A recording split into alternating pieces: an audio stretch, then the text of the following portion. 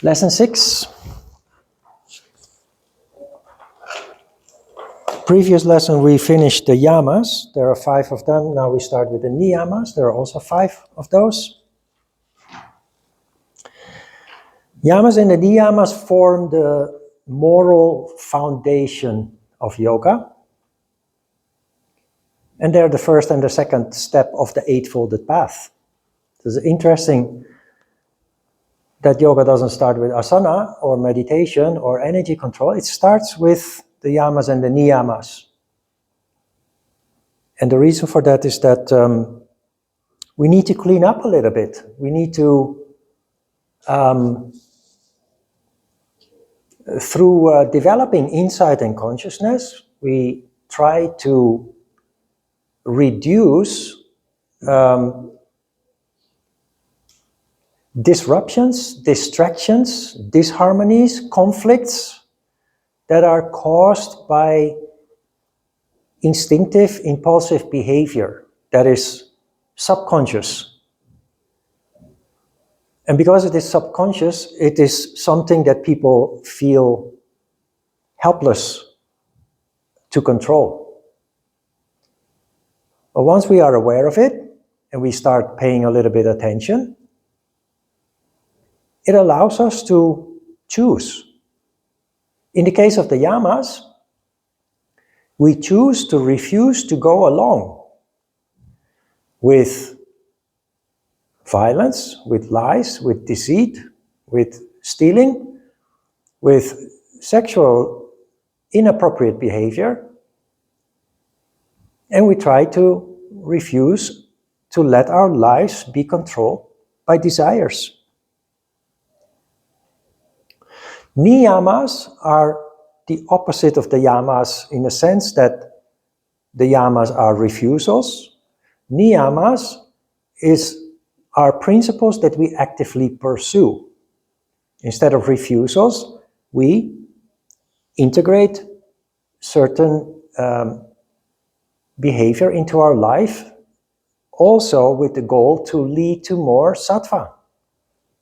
And you will also see that, especially with the first one, Shaucha, which means purity or purity of motive, that it covers most of the yamas.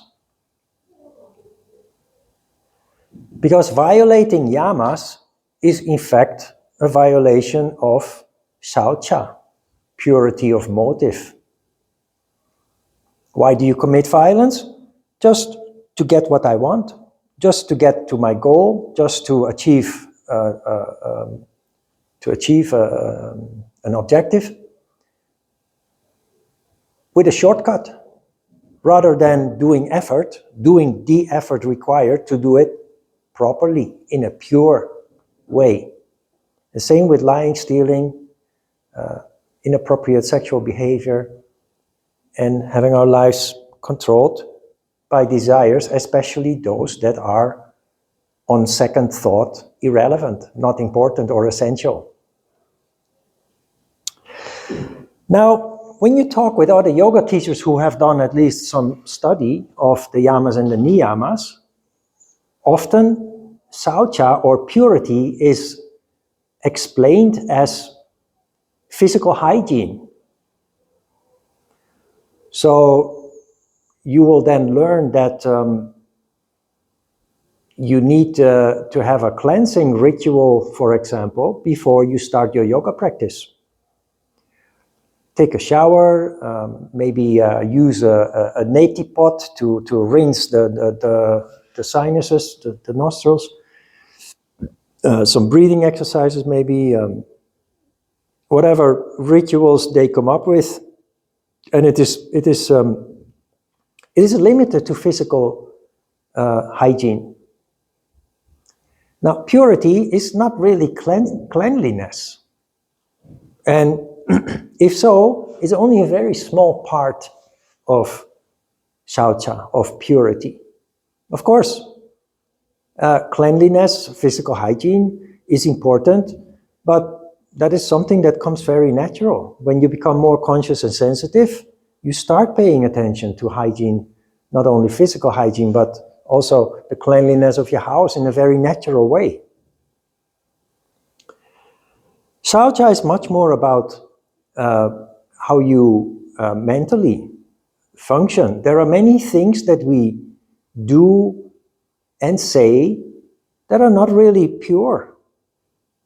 There are many devious ways in which we make people,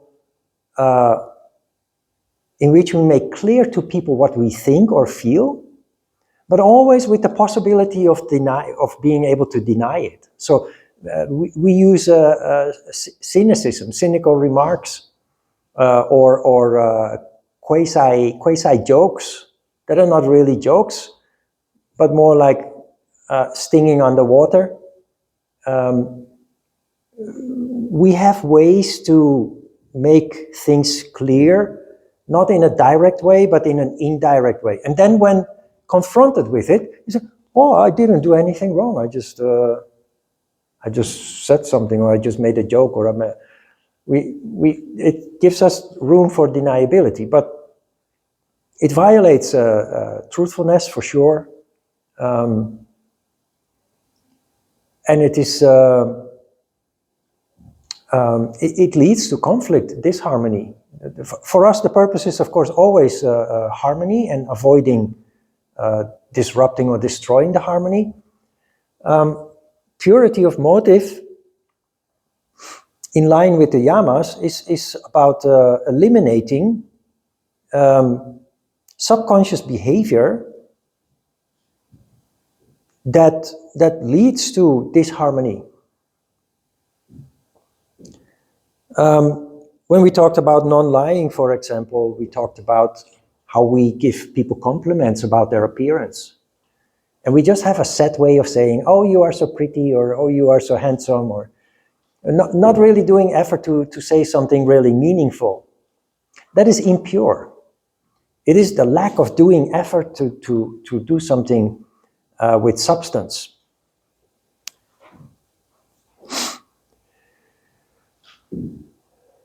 Purity of motive, or purity, Shaucha, is also to be consequent in life. The proper English word is consistent, but in Dutch, when you live in the Netherlands, you will hear the word consequent being used by Dutch people very often. It is an English word proper, but not so much used in the English language, but the word consistent comes to mind. That comes very close to being consequent. There is the editor of the files made a footnote because I stuck to the word consequent, and he felt the need to kind of explain what that means. It's being consistent. Have a spine. If you have principles, stick to your principles, regardless of the situation that you end up in. A very good example that comes to mind immediately now is Alexei Navalny. You know Alexei Navalny, the Russian opponent of Vladimir Putin, the current president of Russia? Alexei Navalny has been a thorn in the side of Vladimir Putin for many, many years. Alexei Navalny is a man with principles. He is committed to make Russia a better place for the people, not for himself and his friends like Vladimir Putin is doing, but for the people. He is a pure example of Shaucha, of the practice of purity. He sacrificed his life for the cause of bringing democracy to Russia.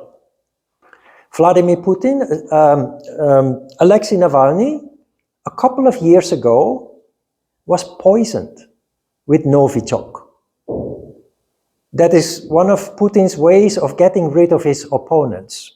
He did that in England to 2 people, and he did that to Alexei Navalny while he was on an airplane, traveling in Russia from one city to another. He survived, luckily, and the whole world then pressured Russia to allow Navalny to get treated in Germany. So after a couple of days of wrangling back and forth, they let him go. He was transported to a hospital in Germany, and they found out that it was Novichok, a nerve agent with which he was poisoned.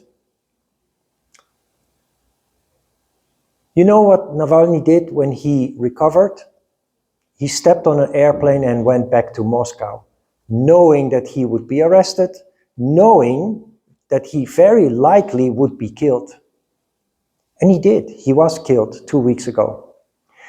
That is purity. It sounds strange. Why would you do that? But that is because he was not interested in his own interest, his own gain. He was interested in the greater good. He was fighting for the Russian population, more than 100 million people, to fight for their rights, for their freedom, for their humanity. And he sacrificed himself. He became a martyr.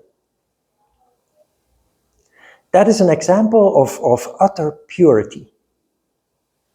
He was young when he decided to travel from Germany back into the lion's den, knowing that he would be arrested, that he would have a very miserable time in jail, still recovering and damaged by the nerve agent Novichok, and eventually getting killed. Everybody could have known that he would sooner or later end up dead at the hands of the authorities. It's an extreme example of purity. But when we look at history, we talk about heroes, and maybe as a kid, teachers or your parents read stories about heroic deeds and acts of people throughout history. Those are acts of purity. People who fight for a greater cause that goes far beyond their own interest.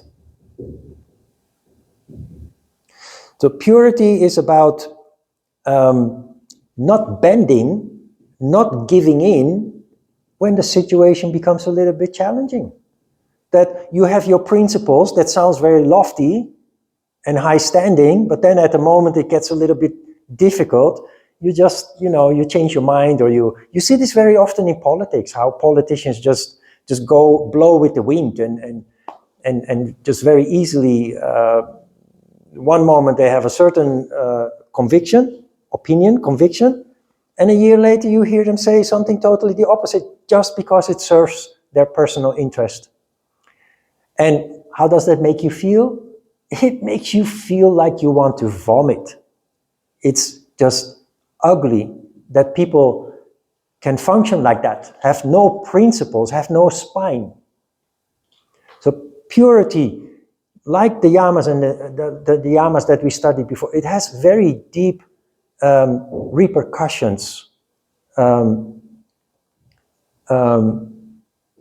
It's not just about behavior, but it's about how the environment will react towards that behavior.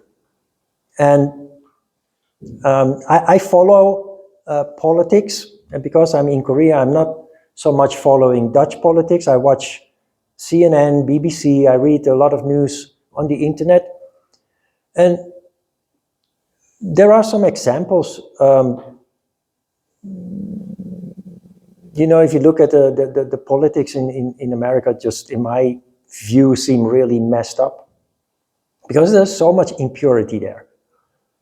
And the one political party is constantly trying to sabotage what the other is trying to accomplish. It's such a waste of time and energy, and so much more could have been accomplished if they would just shake hands and put their shoulders together under the problems the world is facing. But there are some people that really stand out, and that just very naturally deserve or receive a lot of respect. And the one that comes to mind is, for example, Liz Cheney, who is a Republican, but who is very much against everything that the Republican Party is pulling off in all their ugly ways. She lost her governorship, or she lost her position as a result of her practice of purity, basically. sticking to her principles and speaking out, knowing that she will get damaged as a result of that in her career, which is exactly what happened in the short term, but in the long term, she will be rewarded for that.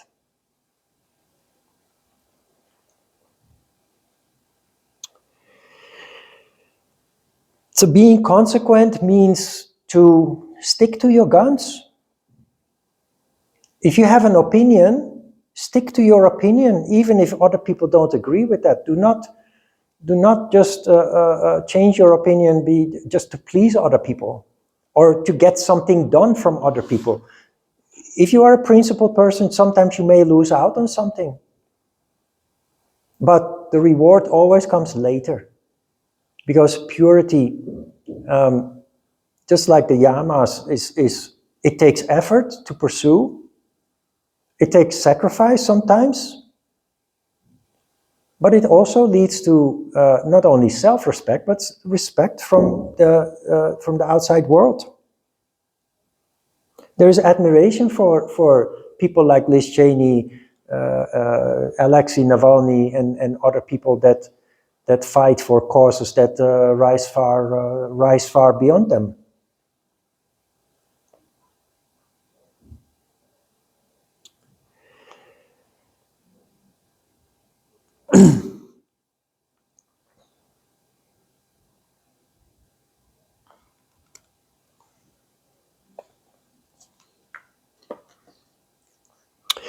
Many of the things we say, do, and mean are not pure. Giving it a second thought, we know that we do not really agree with it, stand for it.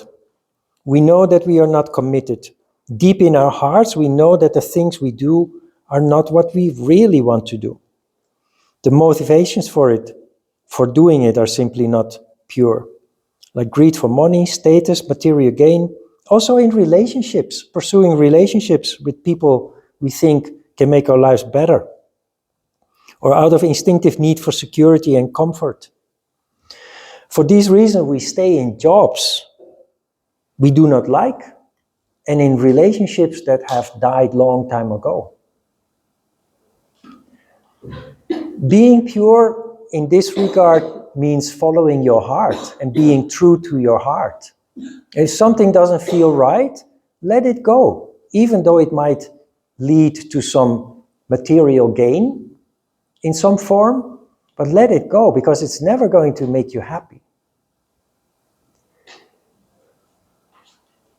If we follow our hearts, we normally, naturally feel attracted to things that make us feel enthusiastic, that make us feel inspired, that stimulate us in a positive way and lead to happiness and fulfillment.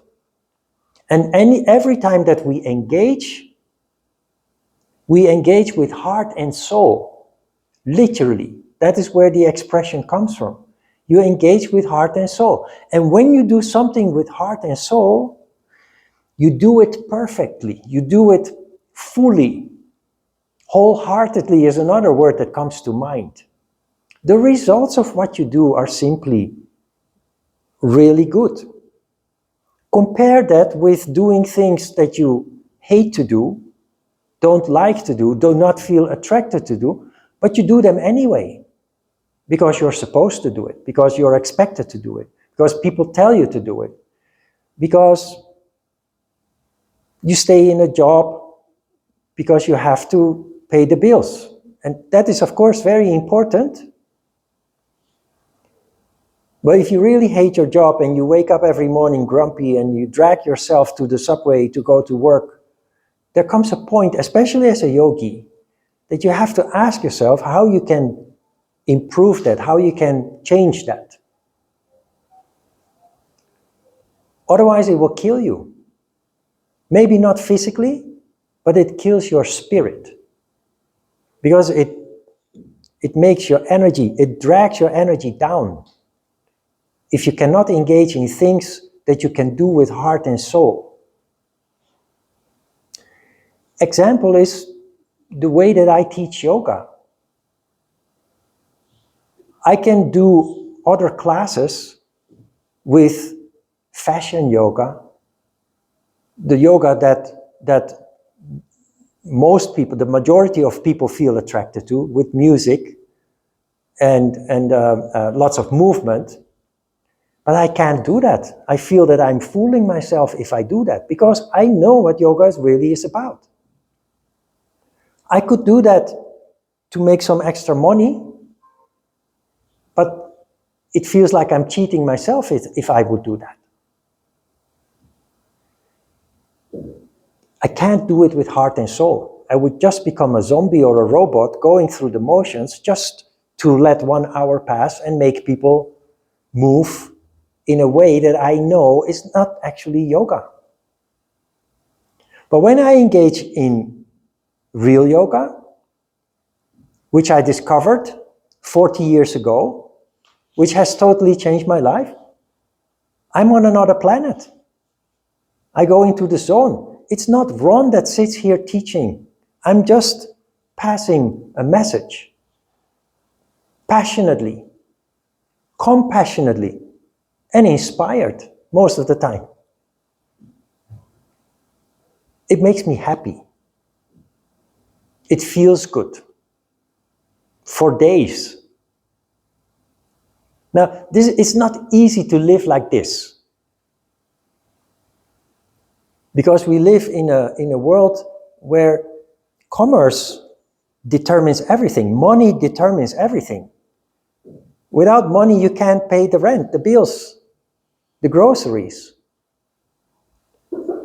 So the spiritual path, which many people think is a luxury, spirituality is a luxury, is actually the choice of, well, you know, what always comes to mind when talking about this subject, and I will mention it a couple of times more throughout this course, is the poem called The Road Not Taken. You know the poem, The Road Not Taken? What is it about? You're walking on a path,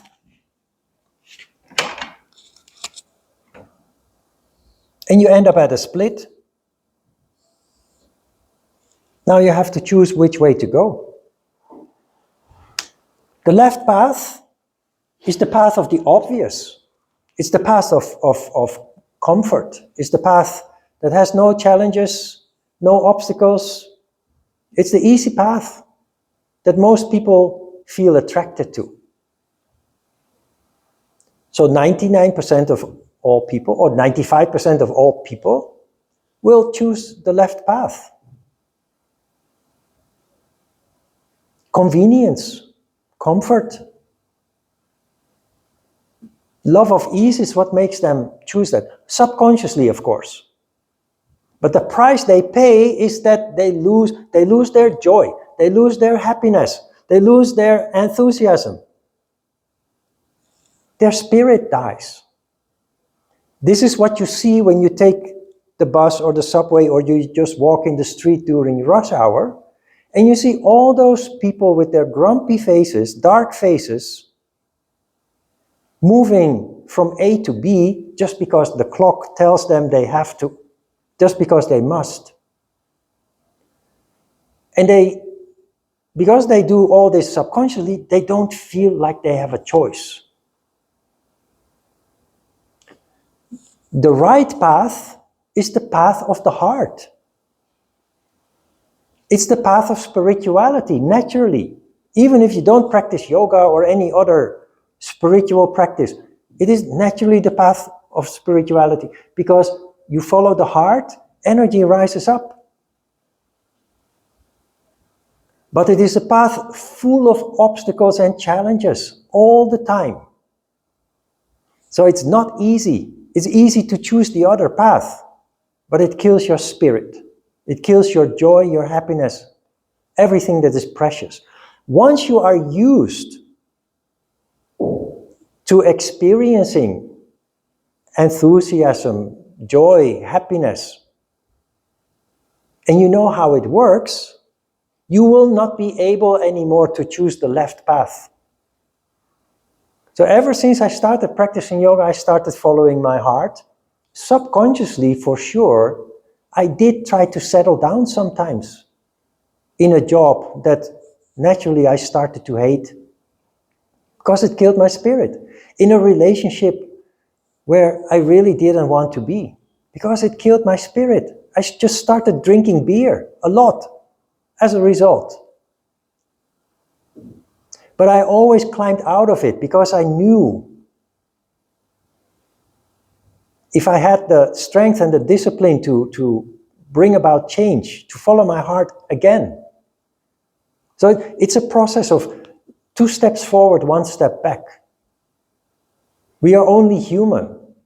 And you can do yoga for many years and study for many years, but naturally there is a tendency that sometimes you do not catch because you're only human, and you will act and react in certain ways that later you realize was the wrong choice. But at that moment, it was necessary.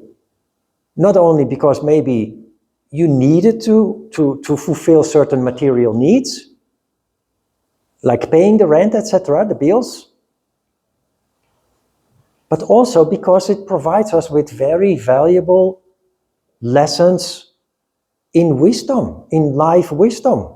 Those experiences, miserable as they sometimes are not negative. They always turn into new insights and new growth and development. And this is what you see also clearly as a difference between people who choose the left path of convenience and comfort and the right path full of obstacles and challenges. If I look at the people that I left behind 27 years ago in the Netherlands, friends, family, all I see is people who physically aged 27 years. But they really haven't evolved at all since then. They're still the same person in an older body. Look around in your circle of family and acquaintances and you will see what I'm talking about. But you look at people on the spiritual path, they're on a very dynamic path of constant change, development, and growth. That is because of the obstacles and challenges, teaching you very valuable lessons, but the spiritual path also is the path of consciousness. So everything that you do in life becomes a lesson learned. So you evolve. You make a mistake, you learn from it, and next time you don't make that mistake again. But most people, they make the same mistake again and again, and they feel helpless. They throw their hands up in the air and say, I can't help myself. And they even complain, why is this always happening to me and not to them? Helpless. But you're not. If you're conscious, you trace it back to where it comes from, and you put your foot down and you say, I'm going to do something about this. So you're constantly very dynamic. You're changing, you're growing, evolving, literally evolving. So that's purity, following your heart, leading to a very dynamic path of evolution.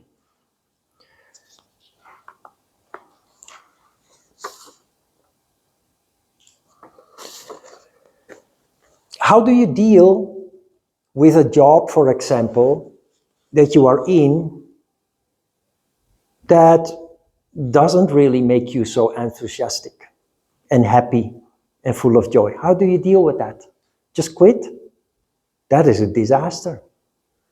Especially when you're a foreign teacher in Korea. I had a student who did this in the past. Within 2 weeks, she was deported. Because when you quit your job that provides you with a visa, when you quit, you have to leave very quick. So what do? I was working before I came to Korea in the service industry, servicing plants. We called it, the company was called, it's Rentokil. Division of Rentokil is these days it's called Incentive. Rentokil Tropical Plants. How do you deal with that? By constantly reminding yourself of where you are with your activities. Because that job is not your end goal. You know that you're not going to stay in that job until your retirement. My dream was to come to Korea. It took me 9 years to prepare for that. And in the meantime, my main job at that time was in the tropical plant business. I also worked in the weekend at night, driving taxi. I've worked in restaurants, at the airport. I've done all kinds of jobs that most people hate. And often are limited only to immigrants doing these kind of jobs. I did those jobs, and one time one of the managers asked me, "What are you doing here, working in between all these immigrants?" And I said, "I have a dream. And this is just, I need to go through this. I need to make some money." And I didn't work there for long, but that was just, I went from, just evolved, growing. And working with the plants was a wonderful job, really. Plants are living things, and if you take care of them, it shows.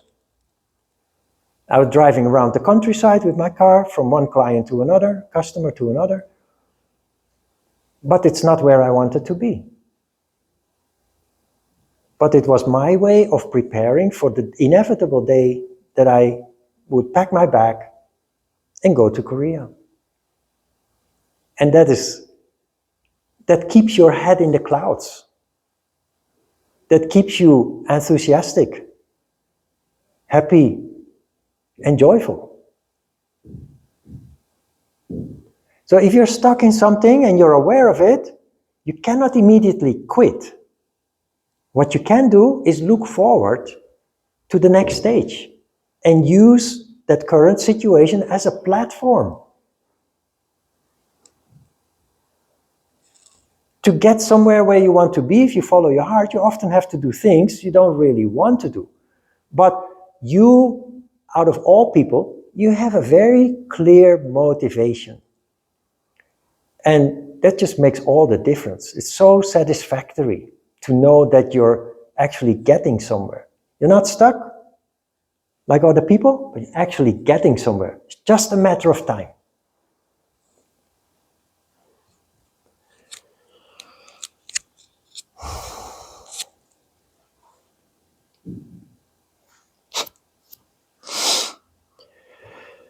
Right, very important paragraph.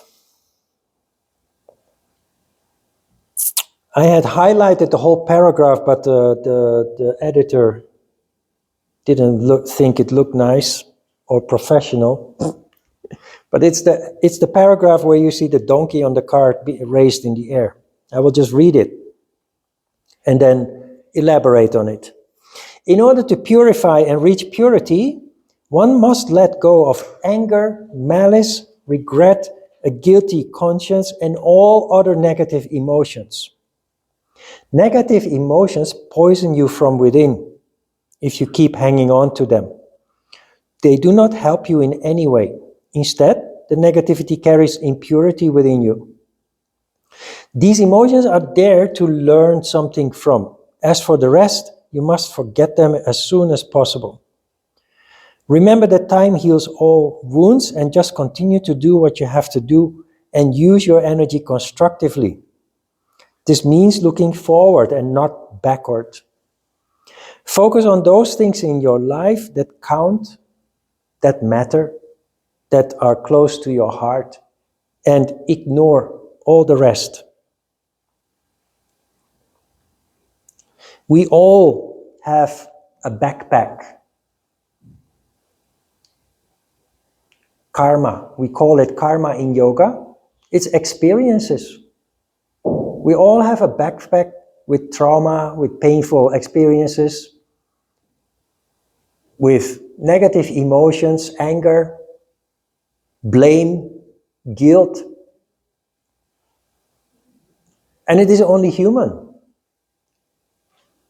But if you look at people who are, let me give you an example. I used to go, before I came to Korea, several summers, I used to go to southern France camping. And I went there with my brothers two of them were addicted to alcohol and drugs. And after I discovered yoga, I wanted to help them. So I took them on a vacation away from the drugs and the alcohol, trying to get them clean, staying a month in the camping. And once you settle down in the camping, you start venturing out here and there a little bit, and you often end up in the closest village where you go for a coffee. Every village has a town square. There is a bar where they sell croissants and coffee in the morning, the wine and beer in the evening, but they also have cigarettes and newspapers, and everybody gathers there. During lunchtime, people come from all over the village, and they go there and have lunch. It's a social place. People talk with each other. Everybody knows each other. What really stood out to me is that the older generations, there were some people among the older generations, that was in the 80s, late 80s, 1980s, so 40 years after the Second World War. The older generation, all they could talk about was the occupying German forces. France was occupied by the Germans, and they were terrorized by the Germans. And that was all they could talk about, the terror, their horrible experiences. And not only that, every night when you returned to the coffee shop, or every morning that you went there to have a croissant with coffee, the same people would be there, and you would hear the same story again and again. These people were not in the present, they lived in an experience that happened 50 years ago, 45 years ago. And the sadness of it is that they become totally dysfunctional. They're often alone, no family, they have no work, living on social security, or the local government gives them a very simple job to at least keep them occupied and pay them a small salary, like cleaning the streets or working at the city hall, doing some maintenance, simple maintenance jobs. Totally dysfunctional as a result. Now, we all have experiences, maybe not as extreme as living through occupation by hostile forces and being terrorized by them. But we all have our traumas and painful experiences that, if we don't pay attention, constantly rise to the surface and hurt us and haunt us. Now, if you think about it rationally, it is something that happened years ago, sometimes decades ago. Why would it still make your life miserable? It does because there is an emotion that tells you that something went wrong. So it is a function of your lower chakras. But if you don't take control of it, you end up like these old people in France that every day talk about the same trauma and for 45 years have not been able to move on, to build a life for themselves, to do something meaningful with their life. Stuck in the pain, stuck in the trauma. I'm not judging, I'm not talking about it in a negative way, it's sad. The paragraph here is important because we need to do something constructive with these emotions, with these sentiments. Try to give them meaning. And the reason why I teach yoga and the way that I do it is exactly that.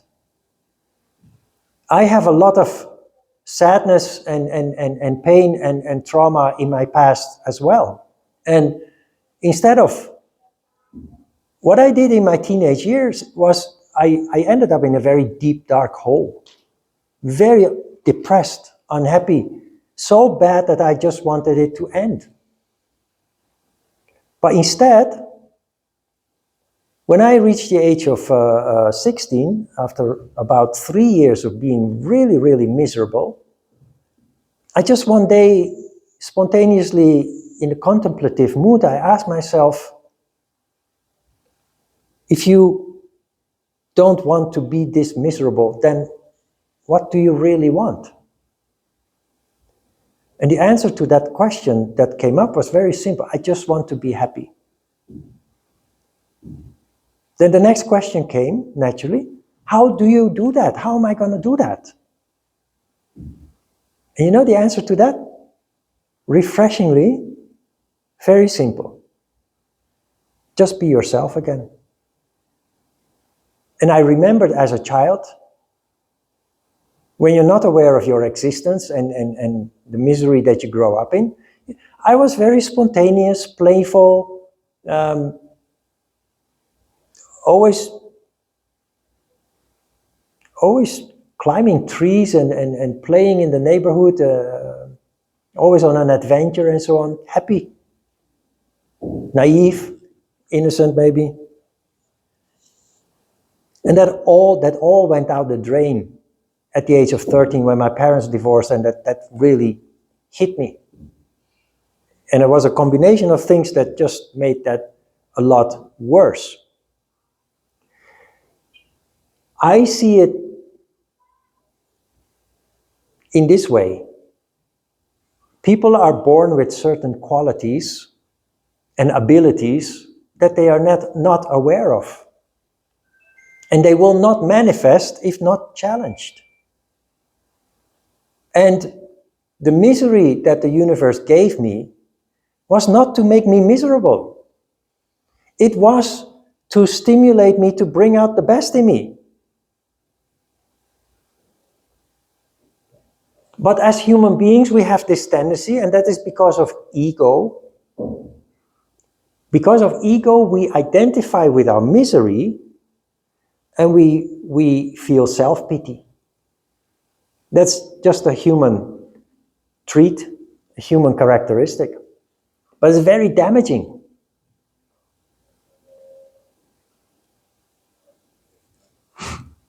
So the way to deal with past trauma, also severe and extreme trauma, is to rationalize it and to look deep inside your heart to see what you can do with that in a constructive way. For me, that's yoga, very clearly. Rather than making people sweat on a yoga mat, I try to help people develop insight, take control of their lives and their destiny, make people happier. That is what yoga really is about. That's not the easy way, absolutely not, but it's the right way. That is purity. And when you talk about emotions from the past, we all have guilt because we know we did something wrong or some things wrong at certain points in our life. We know deep in our heart that we have hurt people along the way. Vice versa, we feel resentment and blame towards our parents maybe, or our siblings, or other people that have hurt us or bullied us. But these are things that happened in the past. And if we look at it from a positive point of view, these experiences strengthen us. But that only happens if we take control of the thought process, and not let ego do its work to make us identify with our misery. Because then you become really miserable.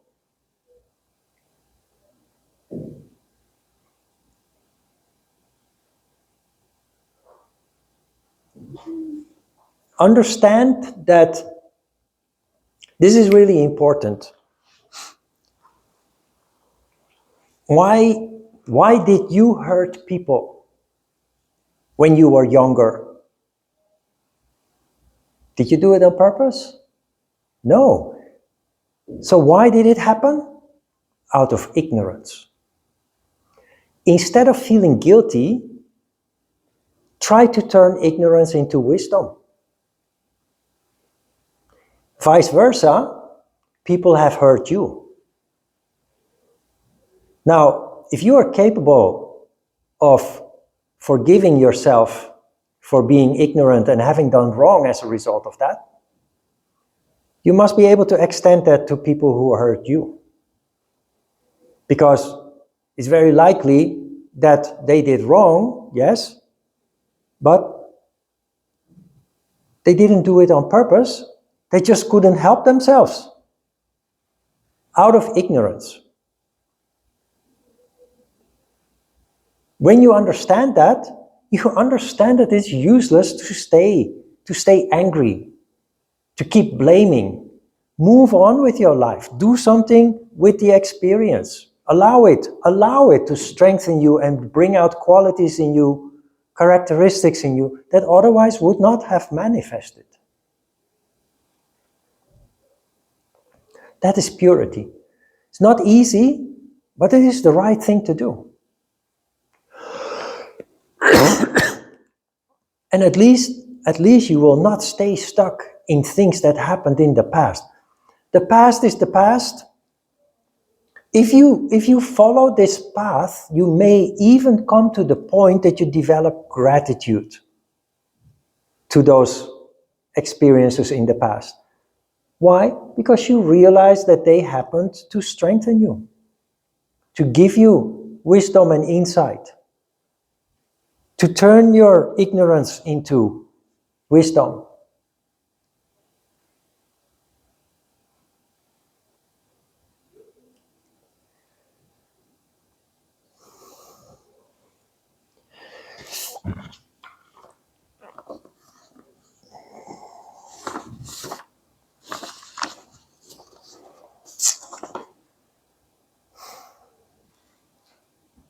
Questions?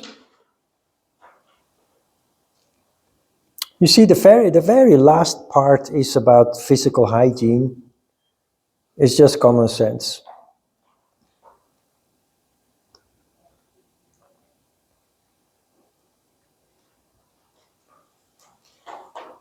All right, let's have a short break.